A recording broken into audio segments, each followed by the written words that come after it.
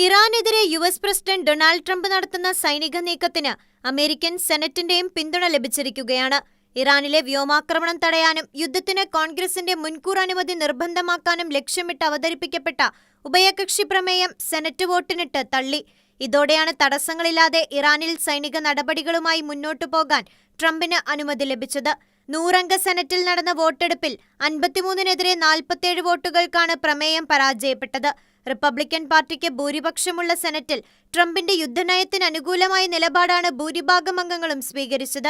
മേഖലയിലെ സമാധാനത്തിന് ഇറാൻ ഭീഷണിയാണെന്നും സൈനിക നടപടി അനിവാര്യമാണെന്നുമുള്ള ട്രംപിന്റെ നിലപാട് സെനറ്റ് അംഗീകരിക്കുകയായിരുന്നു. അമേരിക്കൻ ഭരണഘടനയുടെ ആർട്ടിക്കിൾ 2 പ്രകാരം പെട്ടെന്നുള്ള ഭീഷണി ഉണ്ടാകുമ്പോൾ സ്വയം പ്രതിരോധത്തിനായി മാത്രമേ പ്രസിഡന്റിന് ആക്രമണം നടത്താൻ അധികാരമുള്ളൂ. എന്നാൽ യുദ്ധം പ്രഖ്യാപിക്കാനുള്ള അധികാരം കോൺഗ്രസിനാണ്. ട്രംപ് ഈ അധികാരം മറികടന്നുവെന്നായിരുന്നു ഡെമോക്രാറ്റുകളുടെ ആരോപണം. ഇറാന്റെ ഭാഗത്തുനിന്ന് പെട്ടെന്നുള്ള ആക്രമണ ഭീഷണി ഉണ്ടായിരുന്നതിന് ഒരു തെളിവും ഹാജരാക്കാൻ ട്രംപ് ഭരണകൂടത്തിന് കഴിഞ്ഞിട്ടില്ലെന്നും ഡെമോക്രാറ്റുകൾ ആരോപിച്ചിരുന്നു.